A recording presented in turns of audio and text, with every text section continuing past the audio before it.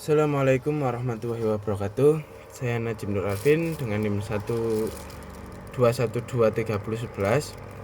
Di sini saya akan membahas tentang proses perkembangan dan hubungannya dengan proses belajar. Perkembangan sendiri adalah proses perubahan yang dialami individu atau organisme menuju kedewasaan, mencakup perubahan fisik dan perilaku dari lahir hingga mati secara sistematis, progresif, dan berkeseimbangan.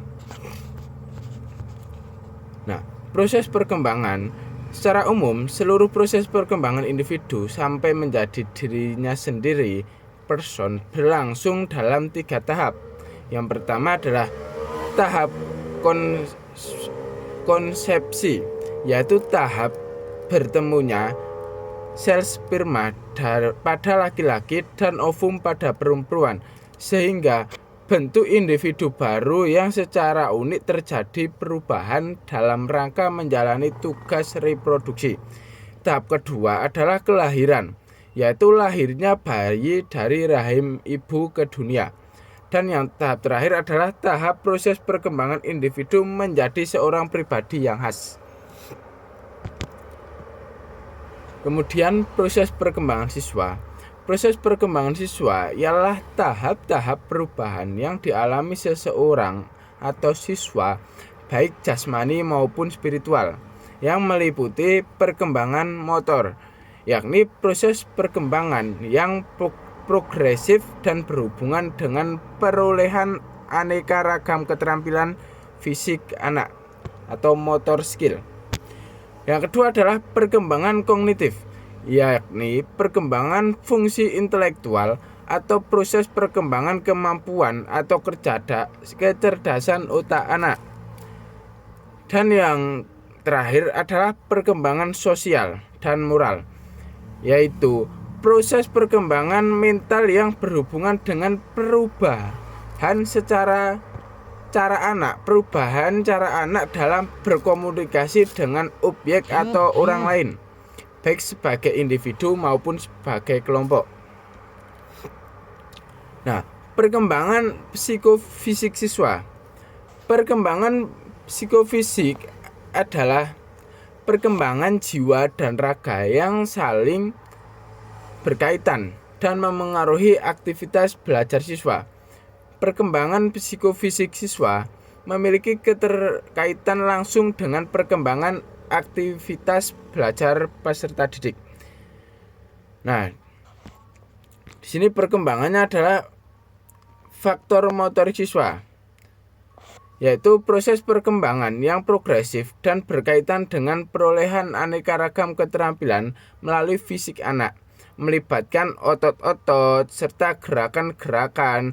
Demikian pula dengan kelenjar-kelenjar dan sekresinya atau pengeluaran cairan atau getah.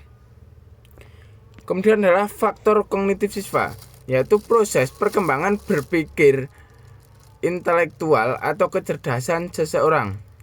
Yang ketiga, faktor verbal siswa adalah proses perkembangan seseorang secara holistik, baik secara fisik maupun psikis, diperoleh melalui seluruh panca indera dan juga lewat seluruh perilaku yang ditimbulkan dari lingkungan sekitar. Faktor emosional siswa, yaitu faktor yang berkembang emosi sesuatu keadaan yang bergejolak dalam diri individu yang mempengaruhi faktor belajar.